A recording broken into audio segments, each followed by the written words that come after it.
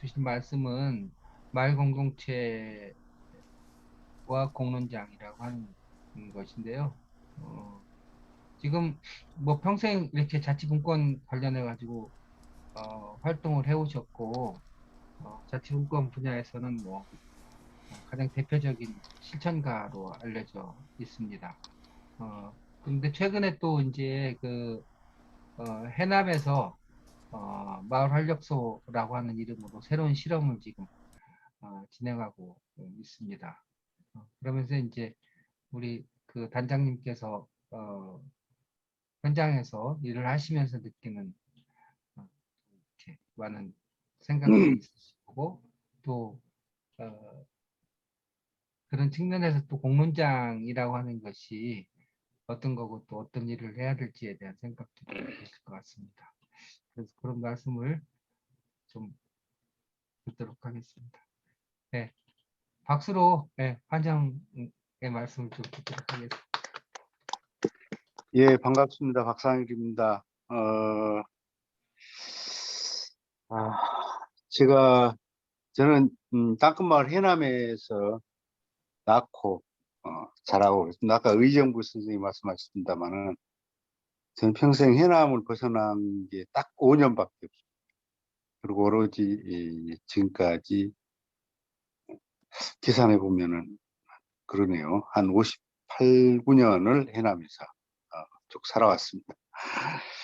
음, 아까 이제 박세준 선생님 말씀처럼 저는 이제 평생 현장에서 살아오면서 어, 제가 고민한 것은 이 농촌 마을 공동체와 에, 생태, 내생적 발전, 요 대목을 가지고 평생 보듬고 살아왔다 이렇게 말씀드릴 수 있습니다. 그것 때문에 이제 그런 어떤 국가적 사회적 환경을 위해서 이제 자치 분권 뭐 이제 이쪽에 이제 일들을 해왔었고요.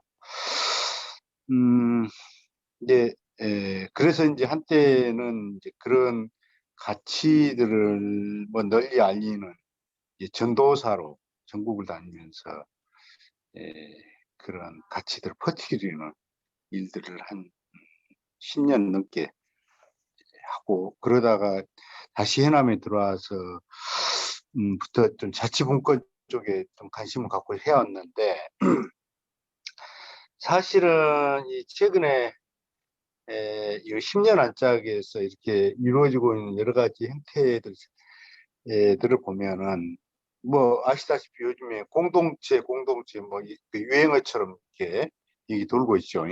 예. 근데 과연 그게 유행어처럼 그런 내용들이 이렇게 잘 뿌리 내리고 있는가 하는 것들을 이렇게 현장에서 깊이 들여다보면은 물론 나름대로 그런 어떤 성공이 싹이 보이는 것도 있지만은 근데 아쉽게도 대부분이 음, 대부분이 에, 기대만큼 되지 못하고 있다라는 이런 현실들을 목도하면서 왜 이럴까?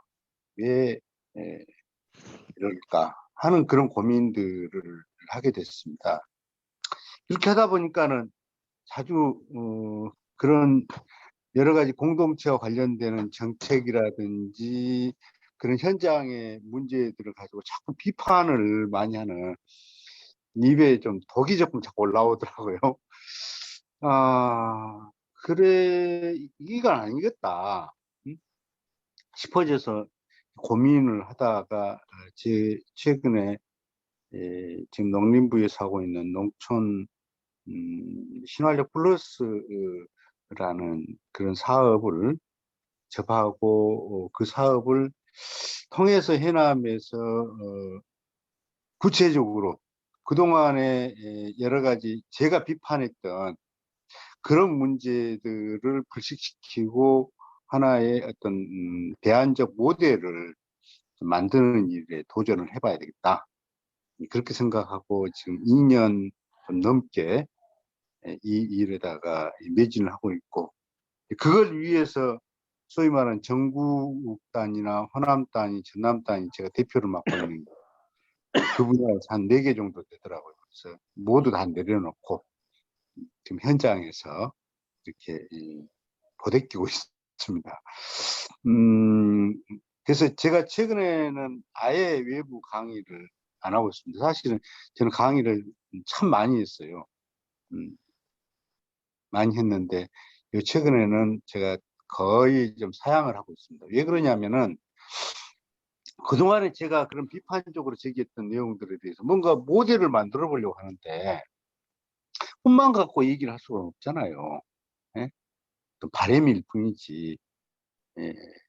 그렇기 때문에 제가 그 모델에 대한 싹이 나올 때까지는 제가 밖에 다니면서 또 경거망동하게 제가 하는 일들을 소개하고 얘기하는 것은 좀 안 좋다 모양새. 그래서 제가 하여튼 내년까지는 현장에서 하여튼 이 문제만 갖고 보듬고 살아야 되겠다 이렇게 생각을 하고 아주 독한 마음을 갖고 지금 임하고 있습니다. 이제 그럼에도 불구하고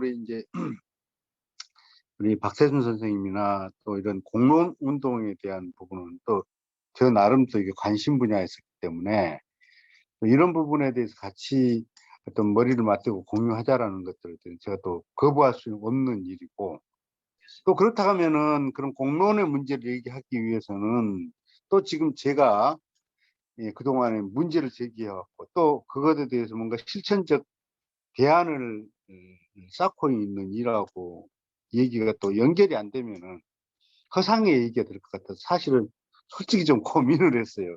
이런 자리에 제가 나서서 얘기를 해야 될지 고민을 하다가 전국에 이런 문제를 고민하시는 여러 선생님들하고 제가 지금 갖고 있는 우리 사회의 문제, 저의 문제, 여러분의 문제들을 막 여기에서 적나라하게 좀 꺼내놓고 그 고민을 같이 공유해 본다라는 이제 이런 생각을 가지고 제가 편한 마음에서 이 자리에 나왔습니다. 이해해 주시겠죠? 그럼요. 예, 예, 좋습니다. 예, 예. 예. 자, 그런 전제 하에서 제가 오늘은 좀 이게 줌을 통한 얘기이기 때문에 제가 좀 그동안에 얘기하는 방식을 바꿔가지고 좀 도발적으로 이게 지루할 수 있고 그러기 때문에 도발적으로 한, 한 6개 정도 음, 키워드를 중심으로 해서 여러분들한테 제시를 해놓고 좀 얘기를 하도록 하겠습니다. 뭐 요즘에 최근에 보니까는 저희들이 옛날에 70년대, 80년대 많이 전해왔던 우리 신동엽 선생의 시가 많이 떠돌더라고요. 껍데기는 가라. 예, 많이 우리 가슴에 품었던 시였죠. 예, 음, 좀 이렇게 제가 껍데기는 가라 하는 것을 우선 담론으로 제시를 하면서 이야기를 시작해 볼까 합니다. 이제 아무래도 지금 오늘 얘기할 내용들은 사실 현장에 대한 얘기입니다. 그죠?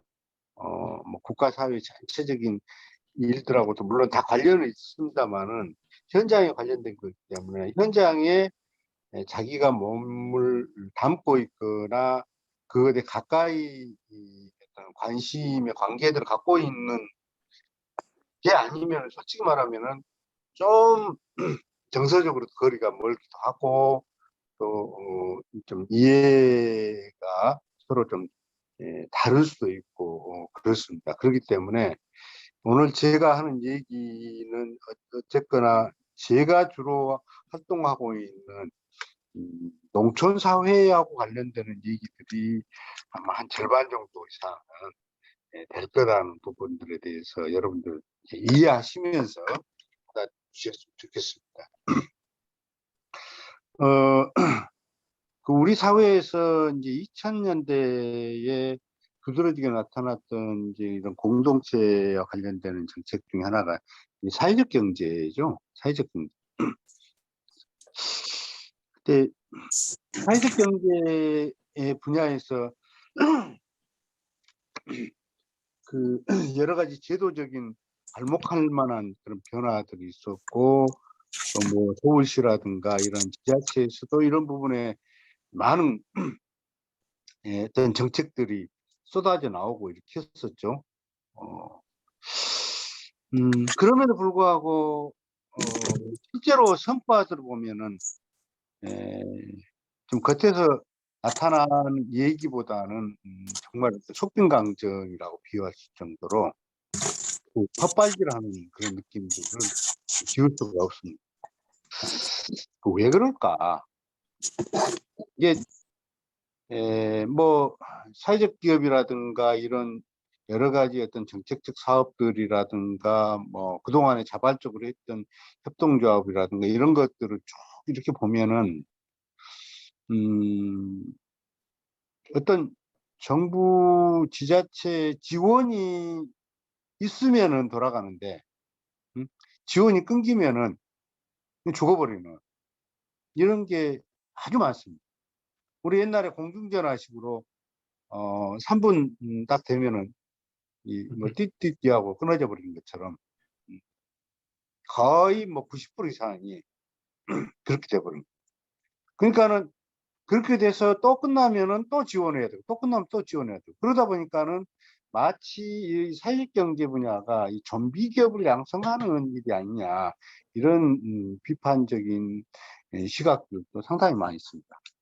근데 지금 지자체들이라든가 지역에서 행해지고 있는 내용들은 물론 자생적으로 내생적으로 하고 있는 데가 전혀 없는 것은 아닙니다만은 다분히 사실은 이 중앙정책의 매뉴얼을 토대로 해서 그걸 기계적으로 받아들이는 일들이 아주 많습니다. 사회적 경제라는 것이 결국은 사람의 유대의 관계와 커뮤니티하고 밀접한 관련을 갖고 있기 때문에 그 지역 현장에서 일어나는 여러 가지 사회적 관계, 어떤 그 지역의 역사, 문화, 생태적 토양 이런 부분들을 면밀히 관찰하면서 거기에서 어떤 그런 사회적 어떤 일거리들을 창출하고 그런 관계의 일들을 조직을 하고 이렇게 해야 되는데 그런 전제를 아주 무시하거나 아니면은 굉장히 그냥 형식적으로 하고 그냥 소위 중앙 매뉴얼에 의해서 이렇게 시행되는 이런 경우들이 허다합니다. 제가 이렇게 최근에 보면은 그래요. 우리가 사회적 경제 우리나라에 좀 소개할 초기 때 저도 이쪽에 관여를 했습니다만 그때 이제 커뮤니티 비즈니스라고 하는 이제 이런 게 굉장히 여러분 뭐 기억을 하실 겁니다. 그게 이제 되게 저도 이제 그 희망제작소에 관계를 하면서 이런 부분들을 가지고 여러 차례 세미나를 하고 그러다가 요즘에 이제 이 분야에 상당히 좀 각광을 갖고 있는 완주에다가 이것을 시범적으로 접근하기 시작을 하면서 했는데 실제로 이 커뮤니티 비즈니스의 그런 원리와 요즘에 이제 이것을 새로운 요즘 시각에서는 커뮤니티 비즈니스란 말보다는 이 소셜 비즈니스라는 말이 좀 크게 대두가 되고 있는데 결국은 이 CB와 SB의 차이가 무엇인가? 제가 이렇게 자꾸 그 활동가들한테 의문을 던져봅니다. 의문을 던져보는데 커뮤니티 비즈니스는 글자 그대로 해서 커뮤니티 관계이기 때문에 주민이 주체가 되는 것이다라는 거고 소셜 비즈니스는 뭐냐 주체가 라고 물어보면 시민이 주체가 된다라고 해요. 이게 참 말이 애매하고 사실 말장난 같거든요. 사실은 이 부분에 대한 본질적인 부분들을 좀 찾아보면은 왜 지금 사회적 경제가 헛발질을 하고 있는가라는 것들을 볼 수가 있는 것 같아요. 결국은 이런 사회적 경제가 저희들이 처음에 접근하고 그럴 때는 결국은 이 커뮤니티라는 사회적 자산, 사회적 자본을 토대로 해서 그것이 지속 가능할 수 있는 일, 그 일을 비즈니스라고 저희들은 이렇게 생각을 했거든요. 근데 지금은 그 비즈니스란 말 돈벌이입니다. 활동가들의 돈벌이 수단으로 커뮤니티를 접근하는 이런 방식으로 거꾸로 가는 거예요. 그러다 보니까는 그렇게 하다 보니까는 실제로 그 과정들이 다분히 시장 경제 논리, 네. 그쪽으로 접근되어 버는 거예요. 오히려 이 일은 공공재를 토대로 하는 일들이 돼야 되는데 시장 경제를 우선하는 방식으로 접근하기 때문에 지역 사회에서 특히 소지역 사회에서는 이런 부분들이 거꾸로 돌아갈 수밖에 없는 이런 경우들을 상당히 좀 많이 보고 있습니다. 그래서 결국은 저는 주장을 하는 것이 그 지역 안에 그런 토대가 되는 그 지역의 어떤 희망제를 찾고 그 희망제들을 하나하나가 구술이라고 하면은 그 구술을 어떻게 꿰는 깸줄이 작동하느냐. 다시 말하면은 저는 늘 그런 주장합니다만은 이런 사회적 경제, 뭐 사회적 기업이라든가 협동조합이라든가 이런 공동체들은 하나의 구슬로 생각해요. 구슬. 근데 그 구슬이 서말에도 껴야 보듯이 이 꿰지 않은 깸줄이 작동하지 않으면은 결국 죽어버립니다. 다시 말하면은 요즘에 이제 그걸 갖다가 이제 어떤 사회적 생태계 유지라고 이렇게 표현합니다만은 본질은 본질은 결국은 깸줄이 작동하는 이런 그 유기성의 구조에서 사회적 경제가 살 수가 있는데 그런 부분들이 전제가 되지 않으면은 결국은 헛발질을 계속할 수밖에 없는 것 아닌가 이런 생각들을 하게 됩니다. 두 번째로 제가 제시하는 것은 마을 공동체 사업입니다. 마을 공동체 사업에 과연 공동체가 있는가? 사실 그러면 우리가 마을이라 하면 뭘까? 예, 옛날하고 지금은 마을이라는 개념들이 많이 달라졌습니다만은 아시다시피 우리 마을 우리나라는 이제 이 촌락 공동체였죠. 다시 말하면 미작 중심 사회에서 오는 이런 그 뿌리들을 마을이라는 그런 뿌리들을 가지고 있었는데 이게 이제 일제화 이후에 이제 그런 것들이 점점 바뀌고 변해오고 이렇게 하죠. 특히 일본은 우리 공동체를 깨야 되겠다라는 이런 이제 문화 침략을 하면서 그 부분에 상당히 강조를 하게 되죠. 그래가지고 마을 공동체라는 구조들을 열심히 깨면서 우리가 말하는 면동 이런 개념의 행정 체계를 이제 그쪽으로 완전히 편입을 시키기 시작합니다. 그때 나오는 재밌는 얘기가 지금도 우리한테는 선회되어 있는 얘기 중에 하나가 조선놈은 합자하면 망한다. 이게 많이 들어보셨죠? 저희 아버지 세대, 저희 부모님 세대한테도 하도 그 얘기를 많이 들어가지고, 결국은 조선놈, 우리들 피해는 서로 협력하고, 협동을 하면은 이건 안 된다, 망한다. 이런 게 아마 우리 민족의 그 피 속에 그게 들어있다라고 이렇게 생각할 때 의심할 정도로 그게 강하게 됐는데 이게 이제 일제시대 때 그런 마을의 대동계 밑에 있는 작은 생활계들을 깨기 위한 그런 어떤 전략으로서 또 공동체를 깨기 위한 전략으로서 그런 말을 퍼뜨렸지 않았는가 저는 그렇게 생각을 합니다. 그러다가 이제 본격적으로 5.16 이후로 지역은 국민운동을 하고 그리고 새마을 운동하고 이렇게 하면서 이제 마을을 본격적으로 깨기 시작하죠. 이 중앙 권력이 마을에 이게 침투를 하고 모두 마을의 조직 체계들을 다 바꿔버리죠.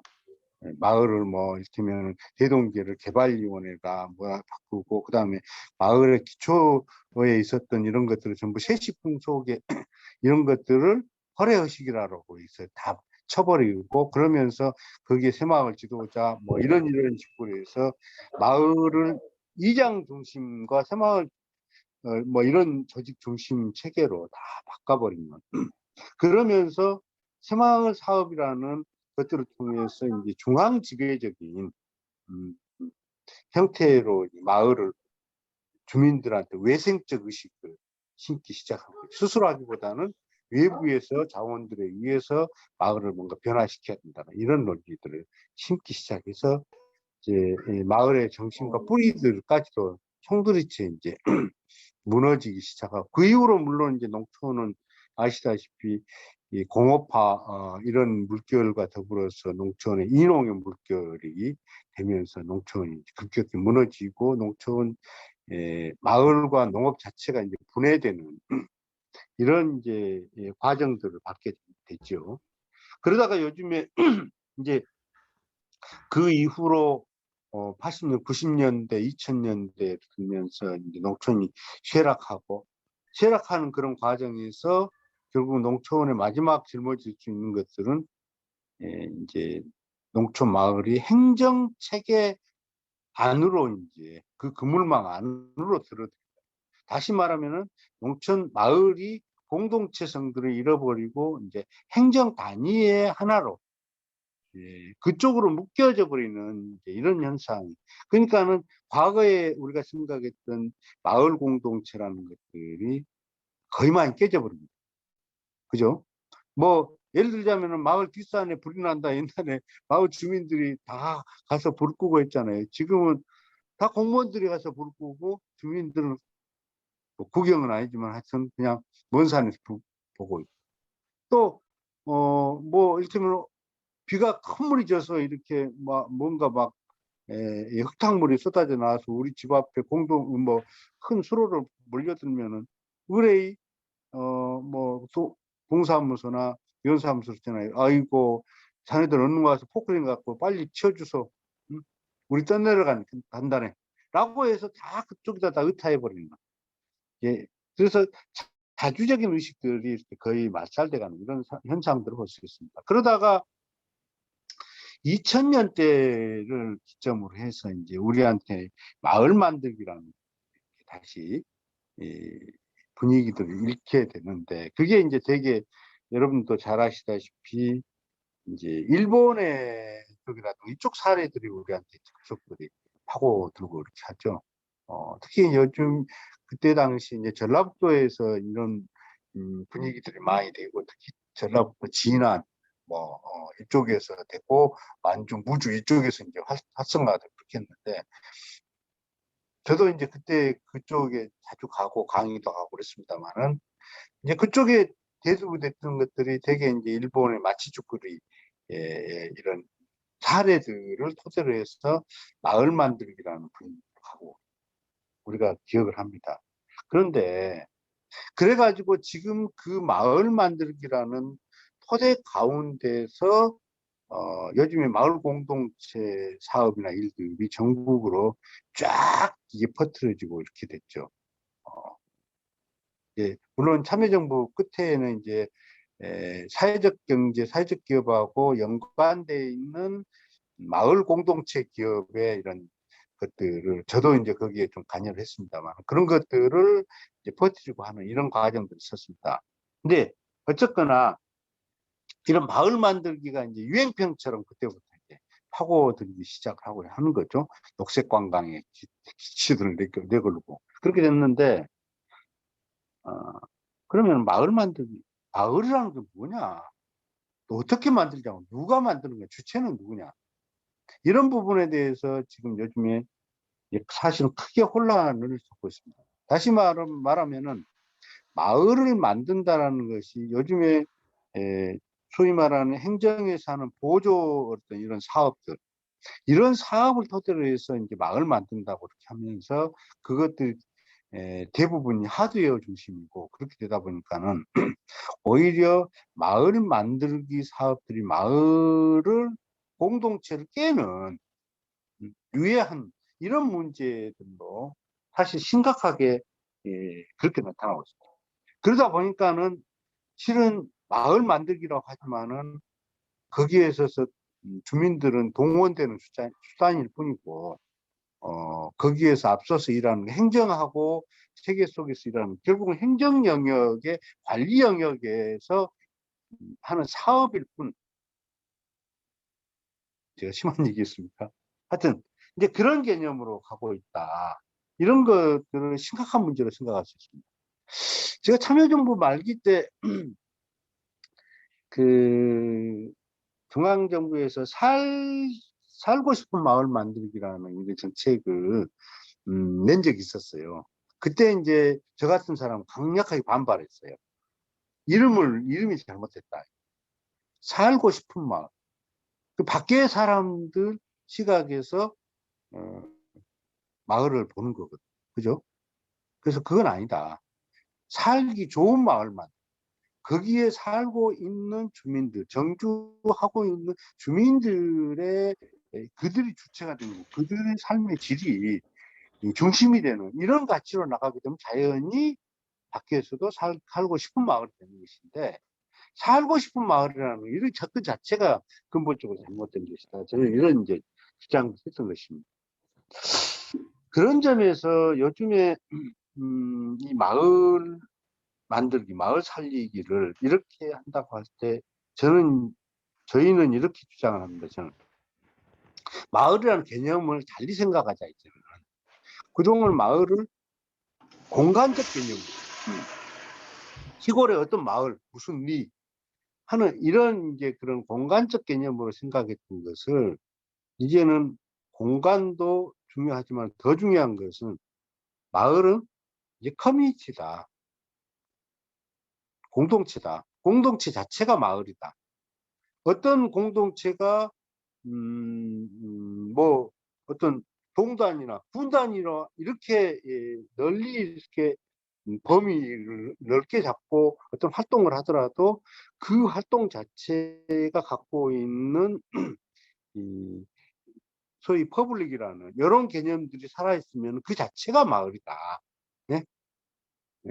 제가 일단 이제 공론장이라는 부분에 대해서 저는 생각이, 기본적으로 공론장이 멍석자리가 아니라 의제가 중심이다.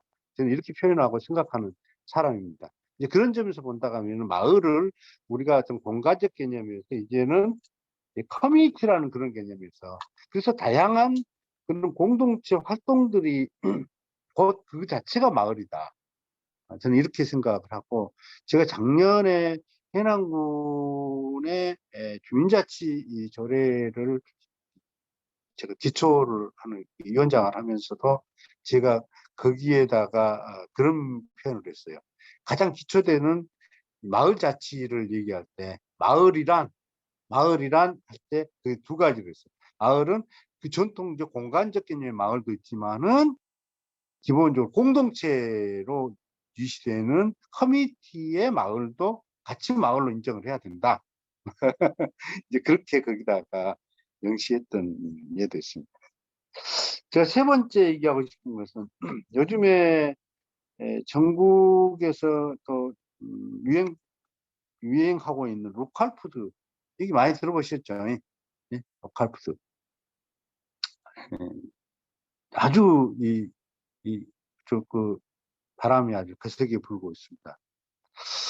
이게 로컬 푸드가 이제 유행의 열풍처럼 이렇게 불고 있고 그렇죠. 이게 뭐 이제 여러분 많이 들었다시피 뭐 지산지소라든가 이런 것들이 개념들을 쓸 수 있고 그렇게 될 수가 있는데, 이게 이제 세계적인 하나의 어떤 대안시장의 논리하고도 연관이 되고 하지만은 실제로 우리나라에 들어오면서 이게 왜곡되는 부분도 상당히 많이 있다라고 생각해요.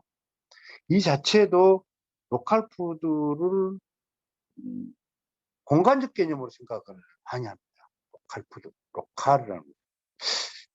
제가 옛날에 저는 이제 공동체 신문을 30년 전에 했었어요. 해남신문이라는 주민주의에 의한 그런 개념의 신문을 했었는데, 이제 그때 당시에 제가 이제 그 미국을 가가지고 저희들이 그 신문들 조사를 해보니까 저희들이 소개를 할 때는 그랬거든요. 신문을 로컬 뉴스페이퍼라고 소개를 했거든요. 예? 그러니까 그쪽에서는 이해를 못해요. 이해를 못해요. 아니 왜 그러냐라고 봤더니 그쪽에서 이해하는 것은 그게 아니다. 커뮤니티 뉴스페이퍼다. 예. 그러니까는 그 내용을 저희들 깊이 고민해 보니까는 엄청나게 차이가 있더라고요. 우리는 해남이면 해남 이렇게 공간의 이야기, 공간의 지역의 뉴스들을 중심으로 생각하고 있었는데 그 사람들은 그게 아니라 사람 커뮤니티를 중심으로. 다시 말하면 우리는 풍경화를 그리고 있다면 그들은 인물화를 그리고 있다. 개념이 달라요. 사람이 중심이 되는.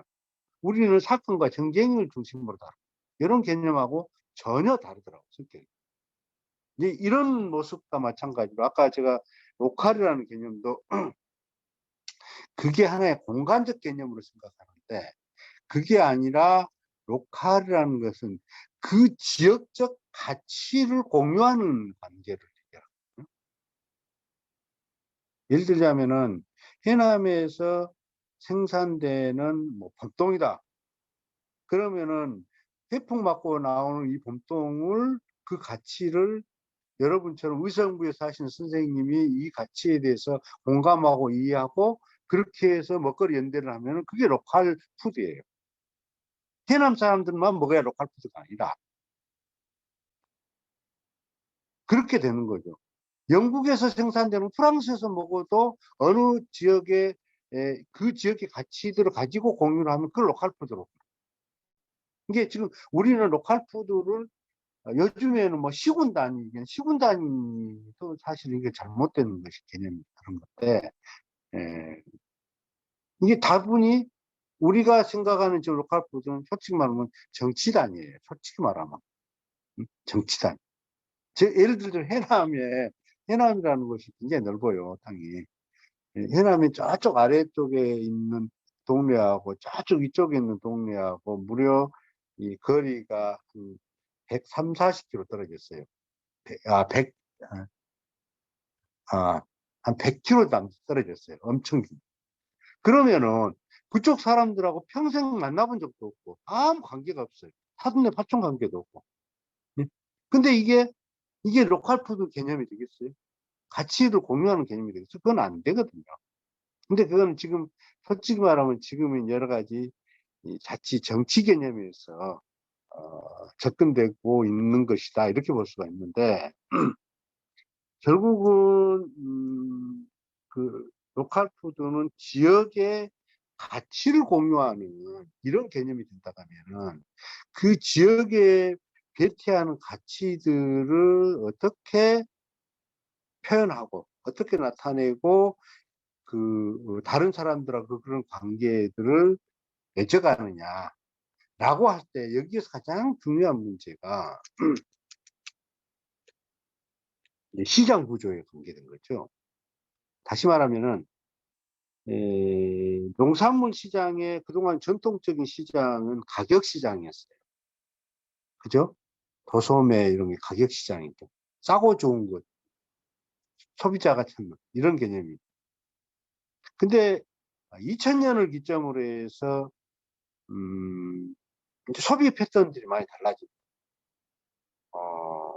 어떤 그런 고유한 맛이라 먹거리 안전성이라 건강성이라 소비의 보람이라 뭐 등등 착한 가격이라 이런 것들이 이제 소비에 있어서 중요한 하나의 요소로 이렇게 드러나게 됩니다. 이게 커져가는 것들이 소위 말하는 가격 시장에 대비되는 가치 시장이라는 거죠.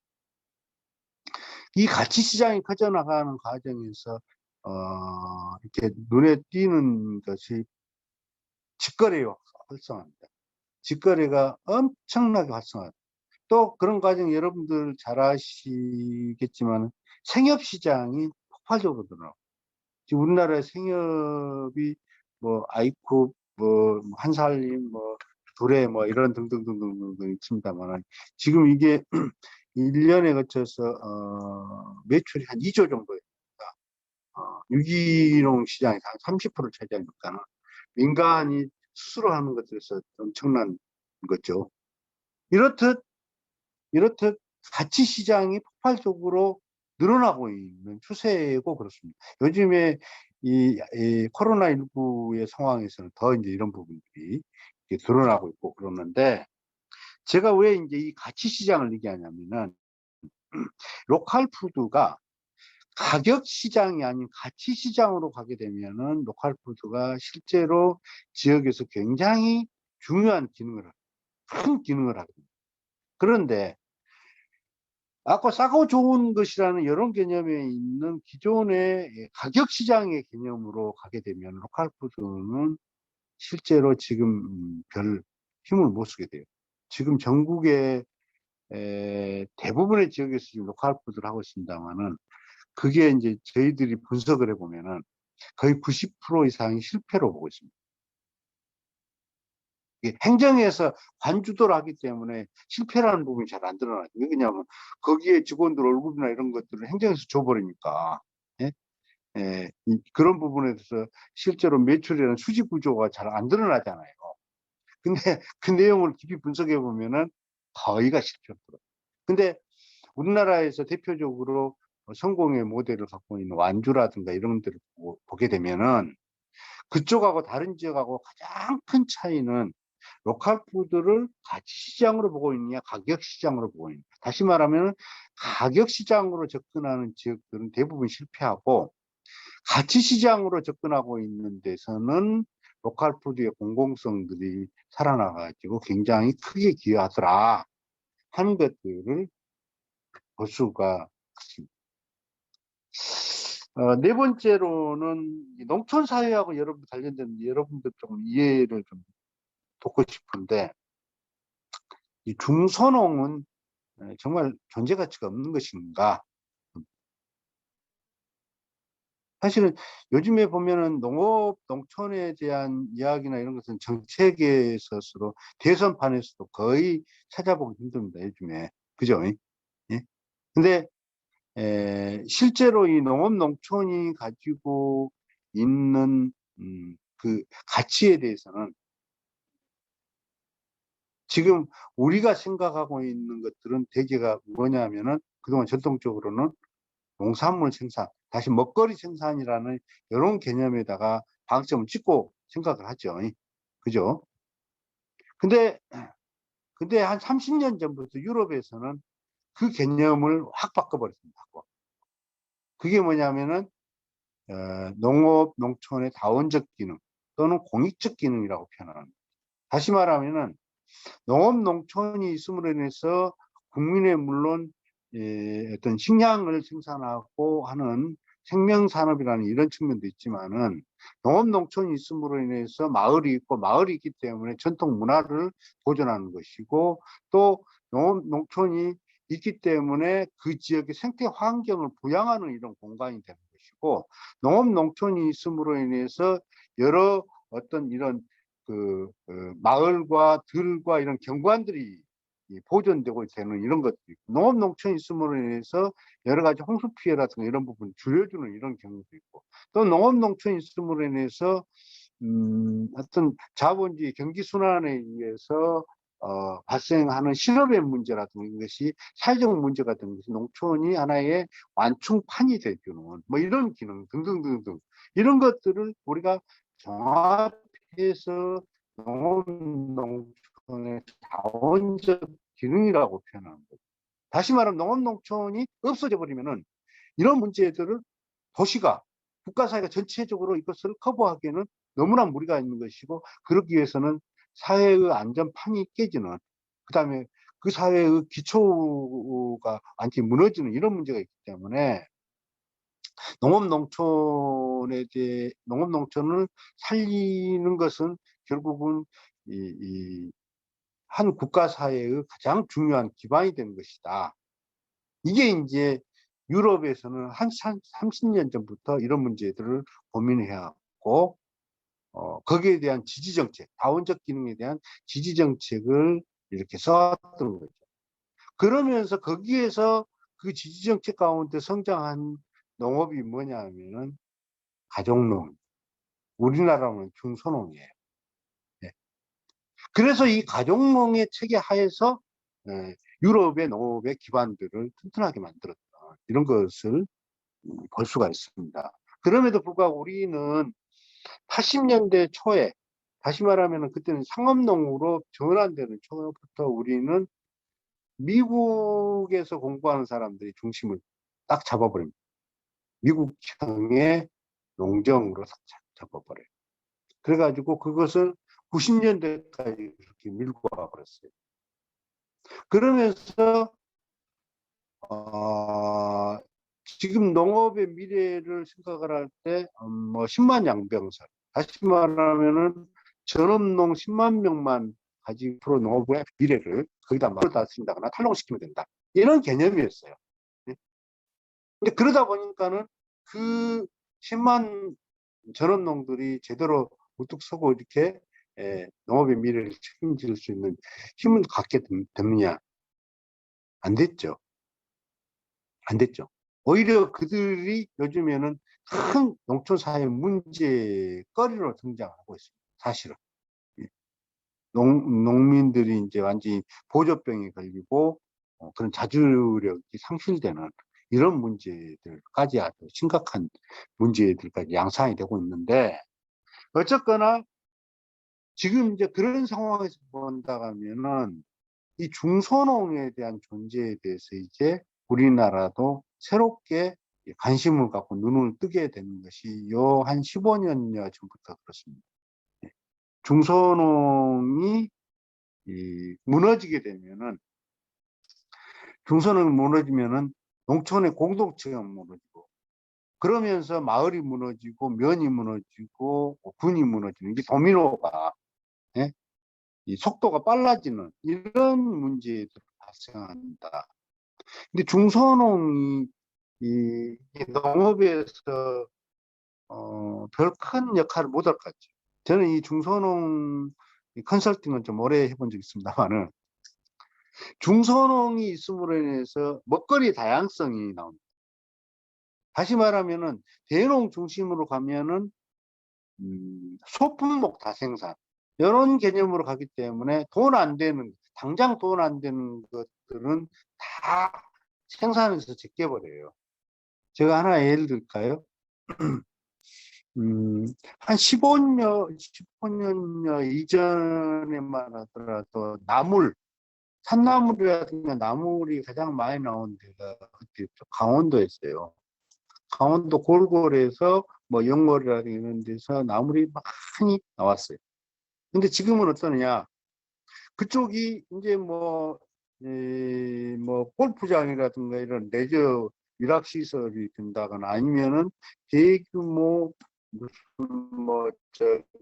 고랭지 채소단지가 된다거나 이렇게 되면서, 그리고 그쪽이 땅값이 막 치솟고 그렇게 하면서 그 나무를 골골에서 나무를 생산하던 중소농들이 몰락해버려. 시장의 위기가 다. 이를테면 나물이 100가지 달아간다면 갑자기 나물이 50가지, 30가지로 확 줄어들어버려요. 그러면 최근에 들어와서 그 나무를 대체하는 건 누구냐? 뭐냐? 하우스 나물이에요. 하우스 나물들, 그러니까는 하우스 나물에서는 향기가 없어요. 봄에 달래, 냉이, 뭐 쑥 이런 게 향기를 먹잖아요. 근데 향기가 없어요. 근데 젊은 사람들은 요즘 나물이 향기가 별로 없는가 보다 이렇게 생각. 그럴 정도로 그렇습니다.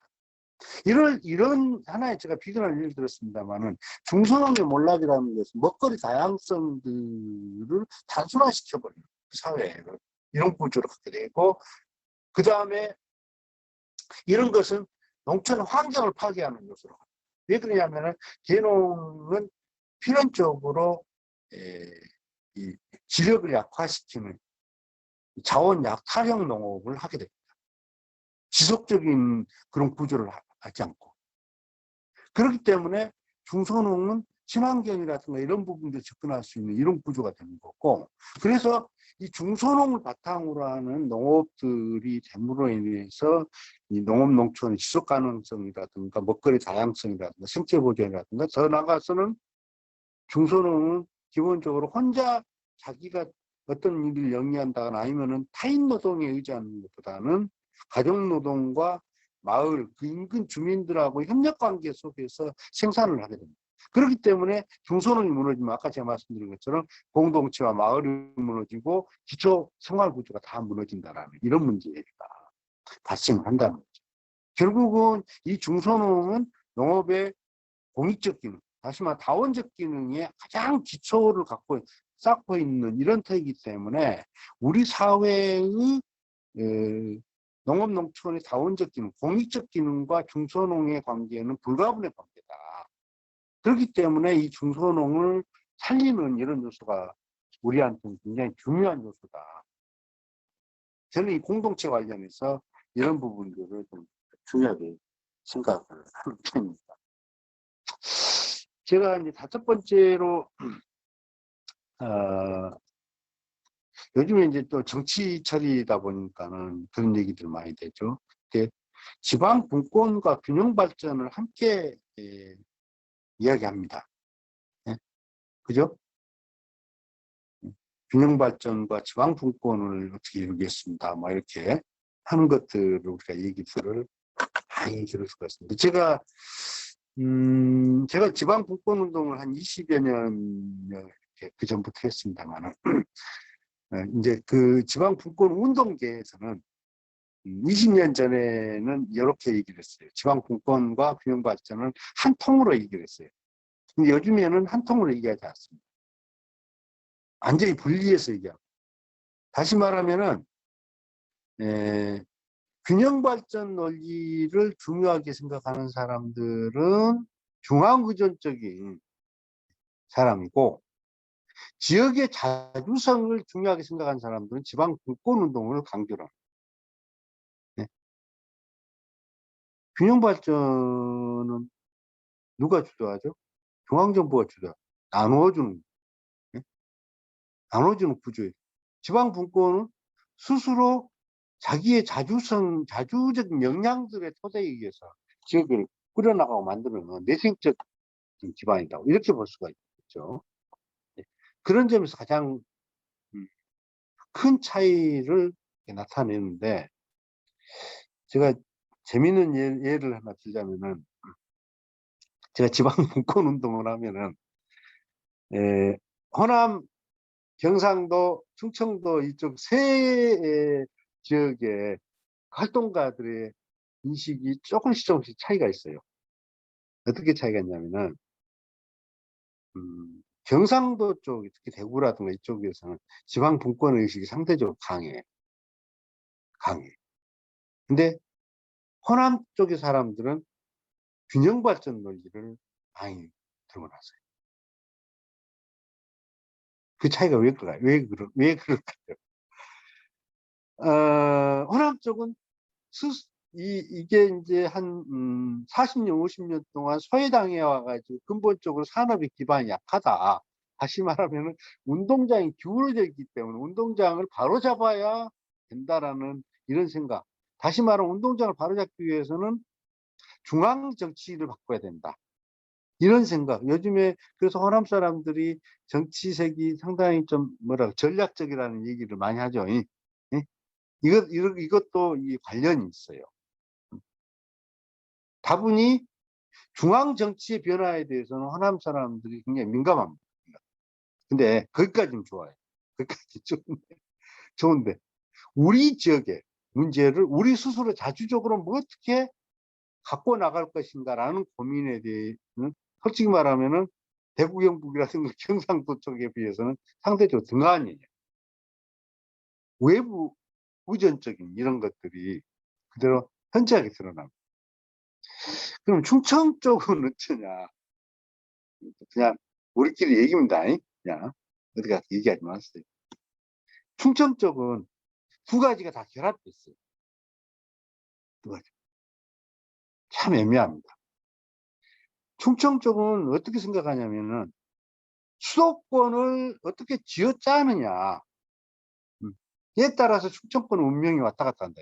다시 말하면은 수도권을 이게 우리가 공장이라든가 이런 기업유치라든가 이런 부분에는 수도권의 규제를 풀어버리면은 충청 쪽으로 안 내려오죠.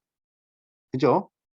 그렇기 때문에 수도권의 규제를 강하게 꽉 짜면은 이 소위 말하는 이제 이 충청권 쪽으로 기업들이 내려갔기 때문에 충청권의 활성화됐던 이런 구조이기 때문에 그 충청권에서는 균형 발전 논리를 수도권의 규제라든가 수도권의 문제에 굉장히 천착을 해요. 그쪽에다. 이해하시겠어요? 그래서 그 지역에서 나오는 구호가 각각이 다 달라요. 이건 제가 그냥 웃자고 하는 소리입니다. 참고하시기 바랍니다. 어떻거나 이제 지방 분권과 균형 발전에 대한 얘기를 할 때는 저는 그렇습니다.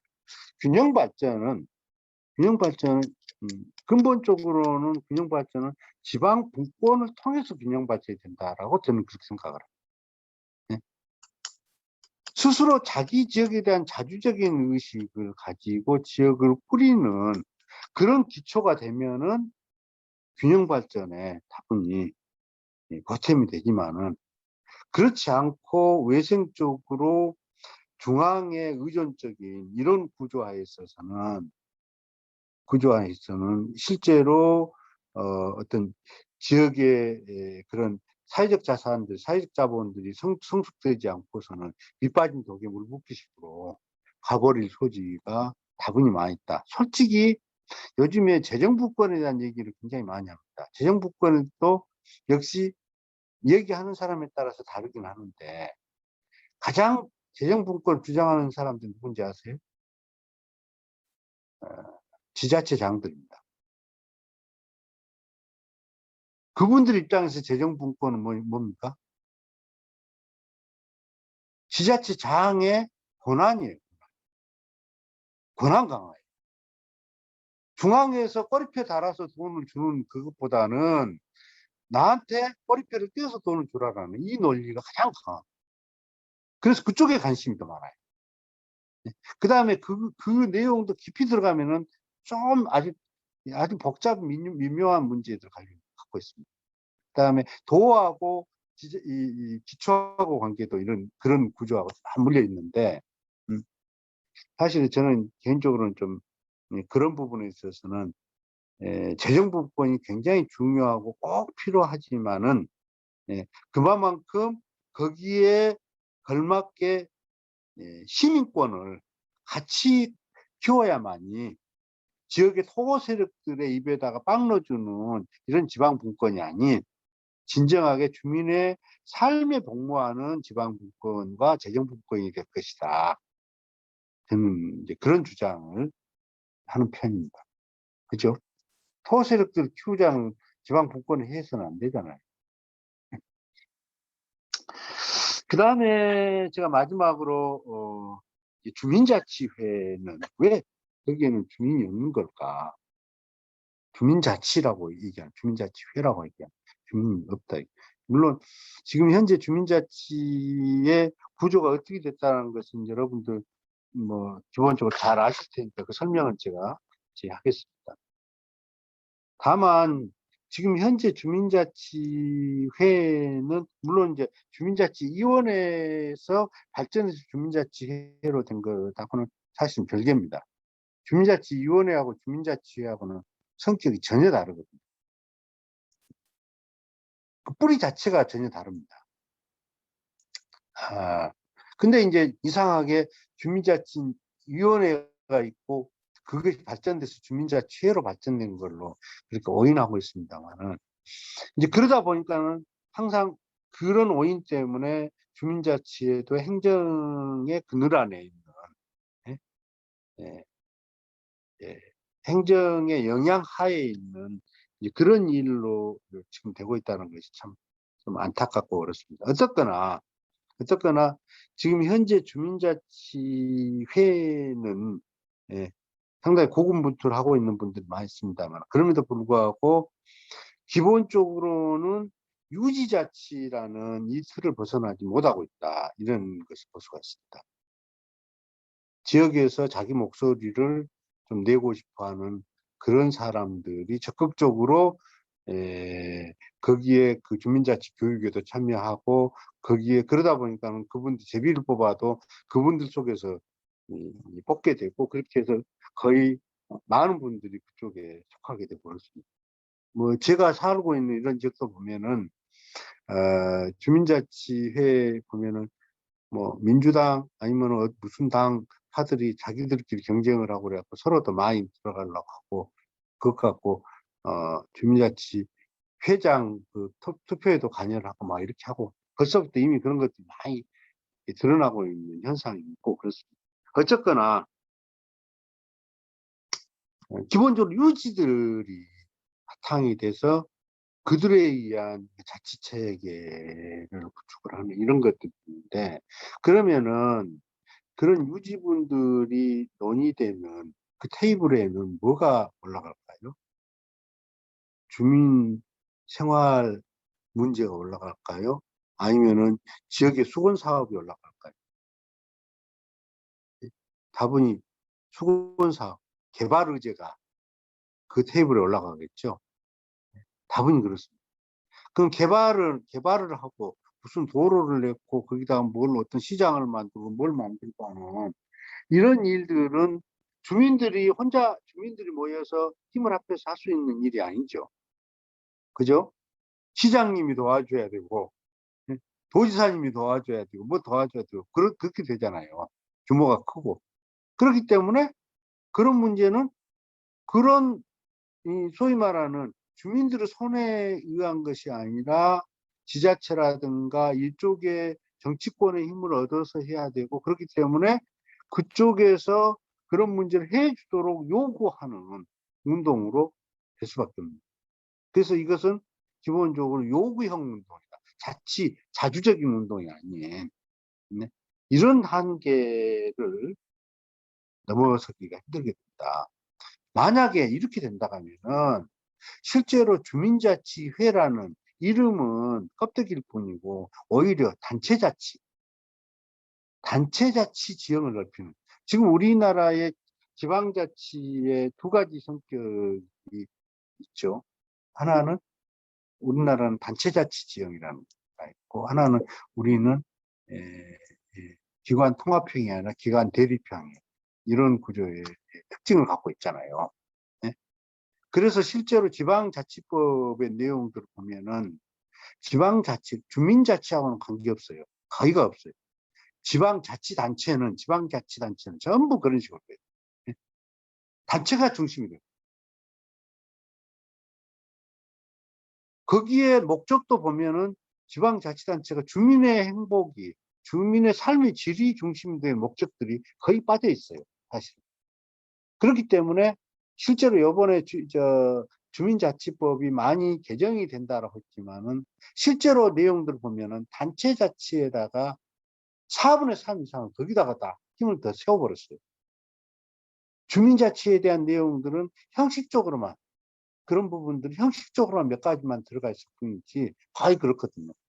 근데 그런 측면에서 보자면은 지금 현재 주민자치회라는 이 자체도 주민자치 영역을 키우기보다는 단체자치 영역을 키우는데 오히려 이용될 소지도 없지 않아 있다, 이렇게 생각합니다. 그런 측면에서 보자면은 이 주민자치가 유지자치 개발 의제가 되지 않고 요구형으로 치닫지 않게 하기 위해서는 어떻게 해야 될 것인가, 이게 우리 지금 얘기하고 있는 공론화하고 아주 밀접한 그런 관련이 된다고 생각합니다. 결국은 핵심은 거기 주민자치회 테이블에 올라가는 의제가 뭐냐, 개발 의제냐, 아니면 주민들의 생활과 삶의 질과 연동이 되는 소위 말하는 주민 의제냐, 이 차이가 가장 큰 건데, 이 주민 의제를 찾고 주민의제가 확장되도록 하는 것이 주민자치의 가장 본질이라고 본다면은, 저는 그런 면에서 주민자치가 진정한 주민자치로 가는 하나의 모짜리 운동이 되었다. 저는 이렇게 주장을 하는 편입니다. 자, 그렇다고 하면은 이제 결론 부분으로 가서, 지금 이제 여러분들이 꾸려나가고 있고 하는 공론장 운동에 대한 부분에 저 나름대로의 그런 기대를 좀 말씀드리도록 하겠습니다. 사실은 그런 의미 자체가 뭐 여러분 다 같이 느끼다시피, 아까 제가 방금 말씀드렸다시피 결국은 공론장이라는 것은 주민의제를 찾는 일이다. 주민의제로 확장하는 일이다. 전 여기다가 포인트를 두고 있습니다. 그렇다 한다 하면은 이게 결국은 주민자치 훈련장이고, 결국은 주민자치 영역을 확장하고 주민자치로 가는 그런 하나의, 그렇게 어떤 확장해 나가기 위한 하나의 모짜리 운동이다. 저는 이렇게 공론장 운동을 생각합니다. 이제 그렇다면 앞으로 과제에 있어서는 이 공론을 누가 생산하고 누가 유통하고 누가 소비하느냐, 요 구조를 저는 깊이 잘 봐야 된다고 생각합니다. 네. 그걸 잘 봐야 된다고 생각합니다. 그런 점에서 이게 자칫하면은 공급자 중심의, 소위 말하는 공론이라는 형태의 관리 운동으로 가느냐, 수요자 중심의 수입의 운동으로 가느냐 하는 부분에 대한 것들을 우리가 깊이 좀 고민을 할 필요가 있겠다. 그래서 우리가 공론의 장들을 만드는 것들이, 그렇다 한다 하면은 조금 더 주민들의 생활, 조금 더 주민의 생활 의제, 주민의 의제, 손에 잡히는. 사실은 그러거든요. 저도 이제 현장에서 이런 운동을 오랫동안 해보면은, 이 어떤 의제를 까느냐에 따라서 주민들은 입을 열고 안 열고 그래요. 네? 주민들의 회의 진행이라든가 이런 부분의 토론이라든가 이런 것에 대해서 이해와 그게 서툴어서 입을 안 열고 안 하는 건 아니에요. 의제에 따라서 확연하게 들어가요. 자기들의 문제면은 자기들은 입을 열고 적극적으로 나서가지만은, 네? 자기들이 제3자 입장에 있는 일들에 대해서는 바보가 됩니다. 네? 그죠? 동원되는 수단일 뿐이고 그렇게 되는 거죠.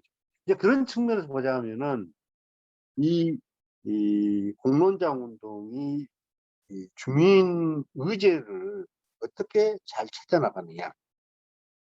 그 다음에 이런 공론 운동을 저력할 수 있는 그런 활동가와 그런 리더들을 지역에서 어떻게 훈련하고 이분들의 역량들을 배가시켜 나갈 수 있도록 그런 토대를 만들 것이냐, 이런 부분들이 제가 볼 때는 공론장 운동의 중요한 과제가 되지 않을까, 이런 생각을 합니다. 제가 이제 이런 공동체에 대한 얘기를, 저는 이제 뭐 올해도 제가 지금 하고 있는 것이, 오랫동안 공동체를 지금 30개 만들려고 하고 있고, 내년까지는 70개, 내후년까지는 150개를 만들려고 지금 하고 있습니다. 아까 그런 내용들을 전제를 하고 있고 그러는데, 근데 젊은 사람들하고 얘기해 보면은 이 공동체에 대한 이해가 판이하게 좀 다릅니다. 다시 말해, 젊은 사람도 공동체에 대해서 보면 이 올드 버전으로 생각해요.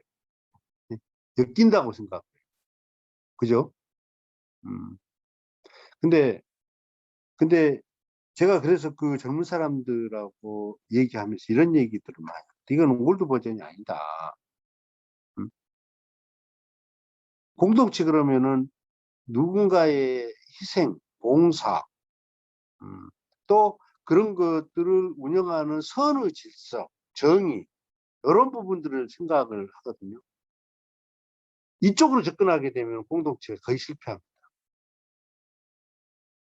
공동체는 그렇게 접근하게 되면 그야말로 올드 버전으로 빠져버린다는 거죠.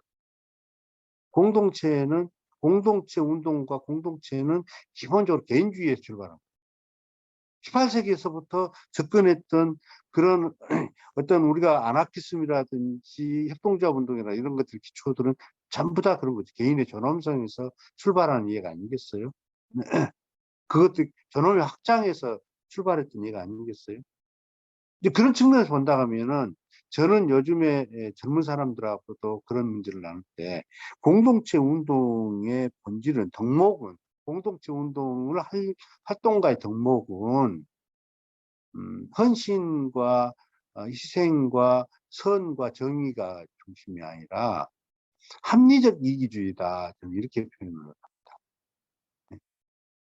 이 부분들을 가지고 저는 같이 얘기를 이렇게 나누곤 합니다. 제가 마지막으로 이제 그런 면에서 이런 이 공동체와 공론이 확장되는 지역사회를 어떤 식으로 어떤 원리에서 만들고 구축해야 될 것이냐 하는 것들을 저는 이제 스펀지 모델, 스펀지에다 비유해서 제가 말씀을 드리고자 합니다. 스펀지. 너무 시끄러워. 이 스펀지는 크게 보면은 세 가지의 기능이 있더라고요. 흡수성과 보온성과 완충성. 세 가지. 근데 흡수성과 보온성과 완충성을 기능하고 있는 그 본질은 한 가지야, 한 가지. 스펀지에 그 갖고 있는 그 속에 있는 작은 공국, 이 공국이 작용하는 거죠. 공국이 다 공동체입니다, 공국. 그죠? 근데 그 공국이 서로 끌어당긴 힘이 바로 그게 모세관 현상 아니겠어요? 이게 흡수성입니다. 우리가 연탄재를 놔두면 물이 쫙 빨아 올리죠. 예? 연탄을 놔두면. 그것처럼 공동체라는 것은, 공동체가 갖고 있는 이 흡수성은 직접 경제가 주민들의 생활과 사람들의 삶의 질로 리턴이 되고 연동이 되는, 이게 우리가 말하는 혁신 경제라고 이렇게 표현을 합니다. 이게 바로 이제 내생적 발전의 논리가 되는 것이고, 이제 그런 점에서 우리가 생각하는 지역 사회는 이런 스폰지형의 그런 내생적인 그런 구조가 확장이 되는 이런 흡수성의 지역이 돼야 된다. 저는 이렇게 생각을 합니다. 두 번째는 스펀지의 그 작은 공국들은 스스로 그 공기를 데피는 역할을 하죠. 그죠? 우리가 스펀지가 있는 옷을 입게 되면 보온성이 따뜻해지는 것은 거기에서 무슨 열을 내는 기능이 있는 것이 아니라 그 공국에서 나타나는 서로 따뜻한 기운들을 옆에 전이 되는 이 힘의 영향에 의해서 되는 것 아니겠어요? 이게 바로 우리가 말하는 이제 지역사회 기반형 따뜻한 복지를, 그동안에 우리 사회에는 요소 투입 형의 그런 이제 복지였다라고 볼 수가 있죠. 시혜성 복지 이런 것들이 중심을 이뤘는데, 근데 이제는 이 지역사회 스스로 갖고 있는 그런 나눔과 돌봄 이런 기능들이 확장이 되고 그게 지역의 따뜻한 복지를 이루는 하나의 기반이 근거가 된다. 결국은 이게 주민의 행복을 어떤 가치로 여기는 이런 어떤 복지 기반이 된다라고 생각을 합니다. 이 세 번째는 완충성. 스펀지가 갖고 있는 작은 공국들이 스스로 그런 완충의 기반들, 완충벽을 만들어주는 이런 거라고 생각합니다. 이거는 결국은 우리가 주민들의 생활 공간에 그 공동체에서 나오는 의제 하나하나가 결국은 그 지역 사회를 어떤 그런 민주적인 질서를 확장시켜내고 그다음에 그 지역 사회를 주민의 삶의 질 중심의 행복 중심의 지역 사회로 전환시키는 가장 큰 힘이 된다라고 생각을 합니다. 결국은 그런 것은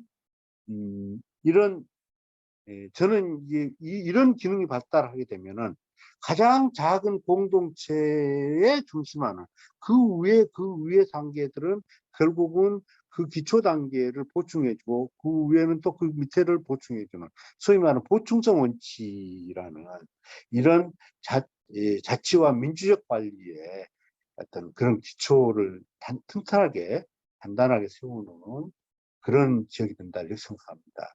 이게 뭐 우리 국가 사회도 마찬가지죠. 가장 중요한 것이 경제, 복지, 그다음에 사회 통합, 민주관리 이런 부분들이 가장 중심이 되는 것이고 그렇듯이 이런 부분도 우리 지역사회 안에서는 이게 하나의 그 가차 기초가 되는 공동체에 기반하는 것들이 결국은 가장 탄탄한 지역사회 스펀지 모델의 지역사회가 되지 않겠는가 이렇게 생각하면서 제 부족한 얘기를 마치도록 하겠습니다. 경청해 주셔서 감사합니다.